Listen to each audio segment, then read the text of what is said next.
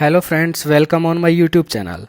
आज का टॉपिक है हमारा आर्थराइटिस कि आर्थराइटिस के अंदर क्या होता है, ये डिजीज़ कैसे पेशेंट को होता है, इसको ठीक किया जा सकता है या नहीं किया जा सकता है। ये सारी प्रॉब्लम्स के आंसर या फिर इनका सॉल्यूशन आज हम आपको बताएंगे। तो सबसे पहले हमें जानने की ज़रूरत है कि ये आर्थराइटिस है क्या। ये एक ऑटो इम्यून डिजीज़ है। ऑटो इम्यून डिजीज वो होते हैं जो कि इंसान की इम्यूनिटी पावर होती है, इम्यूनिटी होती है, फिर इम्यून सिस्टम होता है, वो उसी की बॉडी के अगेंस्ट वर्क करने लगे तो उसको ऑटो इम्यून डिसऑर्डर कहते हैं। जो कि आर्थराइटिस के अंदर जो अपनी एंटीबॉडीज होती हैं वो जॉइंट्स के खिलाफ या फिर जॉइंट्स के अगेंस्ट में वर्क करने लगती हैं, जिसकी वजह से इसको ऑटोइम्यून डिजीज बोला गया है। अब जानते हैं कि इसका सबसे मेन फीचर क्या होता है आर्थराइटिस का। इसके अंदर क्या होता है, इन्फ्लेमेशन होता है। इन्फ्लामेशन होता है पेशेंट को, और वो भी कहाँ पे होता है, जॉइंट्स पे होता है। जॉइंट्स इन्फ्लैम हो जाएंगे और इन्फ्लैम होने की वजह से जॉइंट्स के अंदर पेशेंट को पेन होगा, स्वेलिंग आ जाएगी पेशेंट को, एंड स्टिफनेस होगी। अब ये सारी चीज़ें हो जाएंगी तो उसकी वजह से जो मोशन होता है, रेंज ऑफ मोशन होता है, वो भी रिड्यूस हो जाएगा और पेशेंट को काफ़ी सारी प्रॉब्लम्स आएंगी। और ये क्रोनिक डिजीज होता है, ये 1 मिनट के अंदर ही कोज नहीं होता है, ये काफ़ी लंबे टाइम से पेशेंट को होता है और जल्दी ही ठीक भी नहीं होता है या फिर इसका प्रॉपर कोई इलाज नहीं है। इसके लिए लाइफ स्टाइल मॉडिफिकेशंस और कुछ मेडिसिन्स यूज करते हैं, जो कि हम आपको आगे के वीडियो के अंदर बताएंगे। तो इसके होने के सबसे मेन रीजंस कौन कौन से हैं कि ये क्यों होता है या फिर किन चीज़ों की वजह से होता है, रीज़न क्या है। या तो फैमिली हिस्ट्री हो सकती है, फैमिली हिस्ट्री हो सकती है पेशेंट की, और सबसे बड़ा जो रीज़न है वो ओबेसिटी का है। अगर पेशेंट ओबीज है, पेशेंट मोटा है, तो उसको ये चांस होने के इसको आर्थराइटिस होने के चांस सबसे ज़्यादा होते हैं। ठीक है। और या फिर किसी इंजरी की वजह से भी हो सकता है, किसी जॉइंट पे कोई इंजरी हो जाए उसकी वजह से भी आर्थराइटिस कोज हो सकता है। और इसके अंदर पेन इसलिए होता है क्योंकि जॉइंट्स के अंदर जो लुब्रिकेंट्स होते हैं, लुब्रिकेंट्स की जो मात्रा होती है वो कम हो जाती है, लुब्रिकेंट्स कम हो जाते हैं पेशेंट के अंदर। इतनी सारी प्रॉब्लम्स या फिर इतनी सारी बातें हमने आर्थराइटिस के बारे में जान ली। अब आर्थराइटिस को ठीक कैसे करें, इसके लिए मॉडिफिकेशंस क्या क्या करें लाइफ के अंदर, डेली रूटीन के अंदर। इसके treatment and life style modifications हम देखने जा रहे हैं। इसका सबसे पहला लाइफ स्टाइल मॉडिफिकेशन होगा, वो होगा रिड्यूज वेट। पेशेंट को वेट कम करना होगा हर हालत के अंदर, अदरवाइज प्रॉब्लम्स बढ़ती ही जाएंगी। वेट के साथ साथ में पेशेंट को शुगर एंड साल्ट इंटेक कम करना होगा। जितनी भी ये वो कहते हैं ना कि मतलब हर अट्रैक्टिव चीज़ या फिर हर सुंदर चीज़ नुकसानदायक भी होती है या फिर ज़्यादा उसका नुकसान ही होता है। शुगर एंड साल्ट खाने के अंदर बहुत अच्छे लगते हैं सभी को, लेकिन इनके नुकसान भी बहुत ज़्यादा हैं। इनको अवॉइड करना चाहिए, खासकर आर्थराइटिस पेशेंट्स को, या फिर उनको कम कर देना चाहिए। इनको क्यों अवॉइड करने के लिए बोल रहे हैं हम, क्योंकि ये इन्फ्लामेशन की प्रॉब्लम को कोज करते हैं या फिर इन्फ्लामेशन को बढ़ाते हैं। ठीक है। अब दूसरा सबसे बड़ा डाउट होता है पेशेंट्स का कि सिट्रस जो फ्रूट्स होते हैं, सिट्रस फ्रूट्स, उनसे इन्फ्लामेशन बढ़ता है या कम होता है। डॉक्टर को पूछते हैं। जो नॉर्मल सिट्रस फ्रूट होते हैं लाइक लेमन है एंड ऑरेंज है, उनके खाने से तो पेशेंट की इम्यूनिटी पावर बूस्टअप होती है, इम्यूनिटी इंक्रीज होती है, या फिर इन्फ्लामेशन के लिए भी अच्छे होते हैं, मतलब इन्फ्लामेशन को भी कम करते हैं। लेकिन दूसरी चीज़ें जो एक्सेसिव खट्टी होती हैं, फिर सिट्रिक एसिड ज़्यादा होता है लाइक इमली वगैरह हैं, वो सब पेशेंट के लिए ठीक नहीं होती हैं, वो इन्फ्लामेशन को बढ़ा भी सकती हैं। सो इन चीज़ों का ध्यान रखें। एंड पेशेंट को सैचुरेटेड फूड या फिर जो सैचुरेटेड फैट है वो पेशेंट को बिल्कुल ही बंद कर देना चाहिए या फिर नहीं खाना चाहिए। इसके अंदर आते हैं सैचुरेटेड फैट से बने हुए या फिर सैचुरेटेड फूड होते हैं, वो होते हैं like fast food, street food या फिर पिज़्ज़ा जो कि सबको पसंद होता है, and burger, Burger King burger.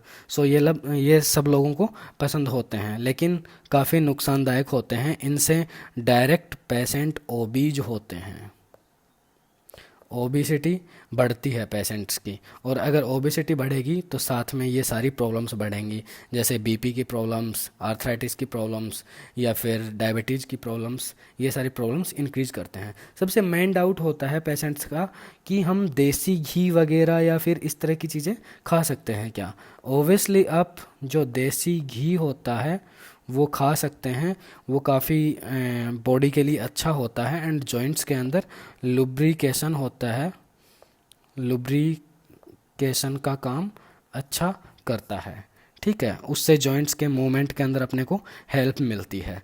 So ये तो हुई कुछ मतलब खाने पीने से रिलेटेड बातें। अब खाने के अंदर ही कौन कौन से ऑयल्स वगैरह का यूज करना चाहिए और कौन से नहीं करना। जनरली घरों के अंदर खाना बनता है वो कोकोनट मूंगफली के ऑयल में या फिर मस्टर्ड ऑयल के अंदर, इन सब के अंदर खाना बनता है जो कि अपने को अवॉइड करना चाहिए। एंड अपने को स्टार्ट करना चाहिए फ्लैक्स सीड ऑयल होता है या फिर सनफ्लावर ऑयल होता है या फिर एवोकाडो है या फिर ऑलिव ऑयल है, वो अपने को खाने चाहिए। उससे बना हुआ खाना पेशेंट को खाना चाहिए। ऑलिव ऑयल होता है ये सबसे बेस्ट होता है पेशेंट के लिए। एंड ये वैसे सारे ही ऑयल अच्छे होते हैं यूज करने के अंदर ये वाले, लेकिन इनके अंदर भी ऑलिव ऑयल बेस्ट होता है अगर आपके लिए मतलब पॉसिबल या फिर अवेलेबल हो जाए आपके एरिया के अंदर या फिर कहीं से भी आप प्रोवाइड करवा सकते हैं तो। एंड ये काफ़ी हेल्प करता है किसके अंदर, लुब्रिकेशन के अंदर in the joints, and inflammation को भी कम करता है। ठीक है, ये तो हुई कुछ ऑयल्स की और लाइफ स्टाइल मॉडिफिकेशंस की। एंड अपने को अपनी डाइट के अंदर एक्स्ट्रा क्या ऐड करना है, ऐड इन डाइट के अंदर अपने को ओमेगा थ्री फैटी एसिड जिन चीज़ों के अंदर होता है वो सारी चीज़ें अपने को ऐड करनी है, लाइक आलमंड है, फ्लैक्स सीड्स वगैरह हैं, ये सब चीज़ें ऐड करनी है फूड के अंदर। और अपने को स्प्राउटेड बीन्स का यूज करना है, अपनी डाइट के अंदर ऐड करनी है। कैल्शियम प्रोडक्ट्स भी अपने को ऐड करने हैं, कैल्शियम रिच फूड ऐड करने हैं अपनी डाइट के अंदर। कैल्शियम रिच फूड के अंदर जैसे डेयरी प्रोडक्ट्स आ गए, सारे के सारे, कर्ड है, मिल्क है, पनीर है, ये सब अपनी बोन की स्ट्रेंथ होती है, बोन स्ट्रेंथ को इंक्रीज करते हैं, एंड पेन कम होता है इसकी वजह से, एंड स्वेलिंग में भी फ़ायदा मिलता है इसकी वजह से। साथ में कैल्शियम के एब्जॉर्प्शन के लिए, ताकि कैल्शियम का एब्जॉर्प्शन अच्छा हो उसके लिए अपने को ग्रीन वेजिज ऐड करनी है अपनी डाइट के अंदर, जो कि एब्जॉर्प्शन के अंदर काफ़ी हेल्प करती हैं। एंड सब लोग चाय तो पीते ही होंगे, सो ग्रीन टी का पेशेंट्स को यूज करना है, ग्रीन टी से भी काफ़ी हेल्प मिल सकती है अपने को। एंड इसके बाद में एक्सरसाइजेज पे आते हैं अपन कि कौन कौन सी एक्सरसाइज होती हैं वो बेस्ट रहती हैं इसके अंदर, आर्थराइटिस के अंदर। सो एक्सरसाइज के अंदर सबसे पहले जॉइंट्स हैं उनकी मसाज करवा सकते हैं अपन। मसाज के अंदर जो भी ऑयल यूज कर रहे हैं वो ऑयल हॉट होना चाहिए। ठीक है, हॉट ऑयल से मसाज करना है जॉइंट्स पे और उसके बाद में मूवमेंट करना है जॉइंट्स का। कुछ ब्रीथिंग एक्सरसाइज भी हैं जो कि पेशेंट को डेली रूटीन के अंदर करनी है, अपनी पूरी लाइफ ही एक्सरसाइजेज लाइफस्टाइल मॉडिफिकेशंस के सहारे निकालना होगा, अदरवाइज सिचुएशन वर्सन हो जाएगी और काफ़ी ज़्यादा पेन होगा, तो ये सब चीज़ें भी काम नहीं करेंगी। उसके बाद में काफ़ी ज़्यादा पेन होगा या फिर सीवियर कंडीशन हो जाएगी तो फिर डॉक्टर से ट्रीटमेंट लेना पड़ेगा कंटिन्यूसली, जो कि स्टेरॉइड्स और पेन किलर्स देते हैं, जो कि हम आगे के वीडियो के अंदर आपको बताएंगे। सो ब्रीथिंग एक्सरसाइज, अब आप बोलोगे कि मैं ब्रीथिंग एक्सरसाइज क्यों बता रहा हूँ। ब्रीथिंग एक्सरसाइज से क्या होता है कि बॉडी के अंदर ऑक्सीजन है वो एडिक्वेट अमाउंट के अंदर पहुँचती है और उसकी वजह से बॉडी के अंदर हीलिंग या फिर रिपेयरिंग होती है वो काफ़ी फास्ट होती है, रिपेयरिंग फास्ट होती है। सो ब्रीथिंग एक्सरसाइज भी करनी चाहिए। एंड अपने को खाने की जो हैबिट है या फिर जो खाने के अंदर डेली रूटीन के अंदर जो भी चीज़ें खा रहे हैं या फिर जैसा भी फूड खा रहे हैं उसको अपने को नोटिस करना होगा। नोटिस करना है आपको फूड को। अगर किसी फूड के खाने के बाद में किसी खाना खाने के बाद किसी चीज़ के खाने के बाद में आपको पेन इंक्रीज हो रहा है या फिर स्टिफनेस इंक्रीज हो रहा है या फिर आपको सिचुएशन में थोड़ी सी भी दिक्कत लग रही है तो उस चीज़ को अपने को अवॉइड करना होगा। अब आते हैं अपन एलोपैथिक मेडिकेशंस पे कि मेडिकेशन क्या ले सकते हैं। इसके अंदर मैं ये सजेस्ट करूँगा कि अपने आप कोई भी मेडिकेशन ना ले, कोई भी पेशेंट उसको डॉक्टर से मिलके डॉक्टर की सलाह के अकॉर्डिंग ही उसको ट्रीटमेंट लेना चाहिए। सो इसके अंदर सबसे ज़्यादा यूज करते हैं स्टेरॉइड्स, जिनको इम्यूनोसप्रेसेंट भी बोल देते हैं, एंड NSAIDs, जिनको पेन किलर भी बोलते हैं। सो स्टेरॉइड्स के अंदर कौन कौन सी स्टेरॉइड आती हैं वो अपन देखते हैं कि स्टेरॉइड्स के अंदर प्रेडनिसोलोन है,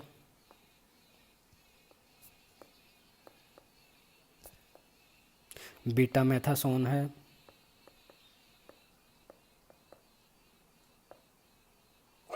एंड डेक्सोमेथासोन है। ये मैंने नॉर्मल स्टेरॉइड्स आपको बता दिए हैं जो कि इसके अंदर यूज कर सकते हैं। अब NSAIDs कौन कौन से यूज कर सकते हैं। NSAIDs के अंदर सबसे पहले अपन एस्पिरिन का यूज कर सकते हैं, आइबुप्रोफेन का यूज कर सकते हैं, नेप्रोक्सेन का यूज कर सकते हैं, डाइक्लोफेनिक का यूज कर सकते हैं। और भी बहुत सारी दवाइयाँ होती हैं जैसे PCM है जो नॉर्मल पेन किलर के यूज में अपन लेते हैं। PCM को मैं बोल रहा हूँ पैरासीटामोल को, पैरासीटामोल। सो ये सारी ड्रग्स हैं जो कि अपन यूज कर सकते हैं। और इसके बाद में कुछ फिजियोथेरेपीज या फिर कुछ घर के ही ट्रीटमेंट हो सकते हैं, देसी ट्रीटमेंट हो सकते हैं, जैसे कि फिजिकल एक्सरसाइज वगैरह या फिर हीटिंग पैड यूज कर सकते हैं, हीटिंग पैड या फिर आइस पैक्स यूज कर सकते हैं, आइस पैक्स, और कोल्ड कंप्रेशन ले सकते हैं।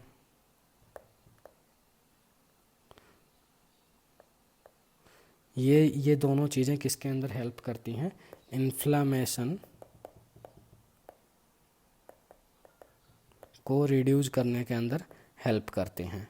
सो ये था आज का टॉपिक अर्थराइटिस। होपफुली आपको वीडियो पसंद आया होगा और मैंने बहुत ही शॉर्ट टाइम के अंदर आपको पूरे लाइफस्टाइल मॉडिफिकेशंस, सारी एक्सरसाइज और कौन कौन सी दवाइयाँ यूज होती हैं वो सारी भी मैंने आपको बताई हैं। लेकिन जो ये मेडिसिन्स वाला पार्ट है ये आप बिना डॉक्टर की सलाह के ना लें, क्योंकि डॉक्टर सिचुएशन के अकॉर्डिंग, आपकी सिचुएशन कितनी वर्सन है, माइल्ड है या मॉडरेट है, उसके अकॉर्डिंग ट्रीटमेंट देता है।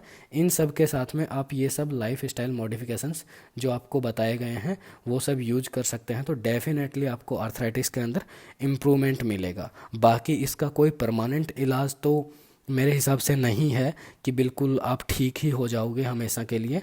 ये चीज़ें आपको लाइफ स्टाइल मॉडिफिकेशंस हैं, खाने के अंदर जो भी परहेज हैं वो आपको कंटिन्यूसली करने होंगे। So thank you for the listening. Thank you.